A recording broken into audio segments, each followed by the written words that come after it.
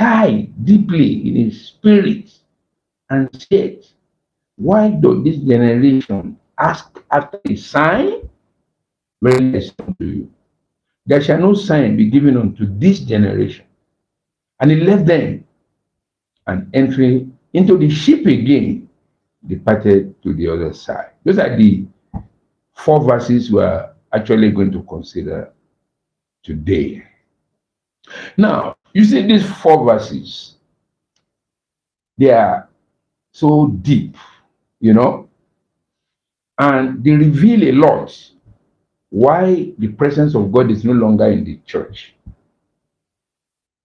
Why God, Jesus himself, has turned his back to the church. We're going to see the beginning of that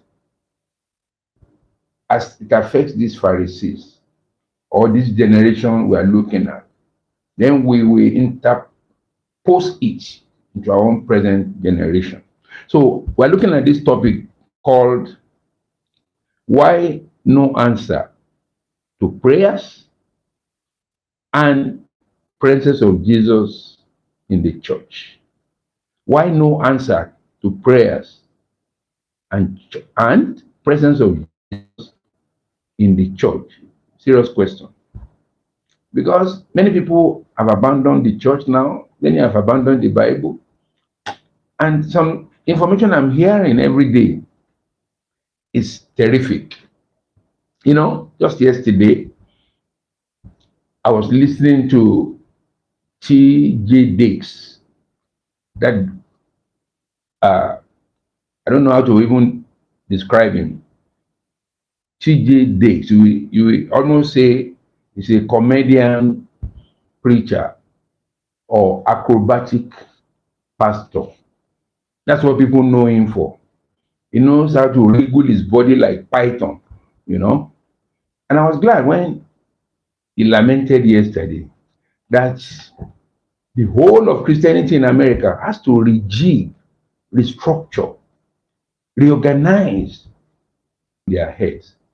He was right. Importantly, the church is a mortuary as it is.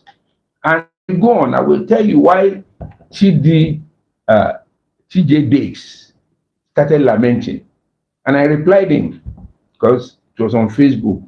And I replied him, I gave him the solution. Yeah, because if you look for any country that destroyed Christianity, apart from Roman Empire, and I can understand the case of Roman Empire, they wanted to consolidate their government. That's why they foray into church dynamism. That's okay, but it's not the best. But the American people, their own, it's shocking, simply because they got their independence in the 17th century from Britain, and they decide to democratize everything. That's why they call it free war. Can you democratize Christianity, the gospel of Jesus? That's where they got it wrong, that anything goes. I mean, if you are introducing democracy in your country, freedom for everybody, does that have to go to church, the gospel of Christ? And now see why T.J. Diggs is lamenting like other people. However, let's go into business now. In Mark chapter 8, I'm starting from verse 10. And straight away he entered into a ship with his disciples and came into the parts of Dalmanuta. Now, Dalmanuta happens to be one of the cities of Israel. Like he told that woman, the Syrophoenician woman, like, look, let the children be fed first. And after the feeding, then we will see what you do about others. So Jesus was now continuing that mandate of letting the gospel of Christ, which he brought, get to the city of the whole of Israel. First refusal opportunity. They must hear the word because the Lord has adopted them through Abraham's repentance and submission to God. Abraham now happens to be the progenitor, is the father of the children of Israel. And because of the promise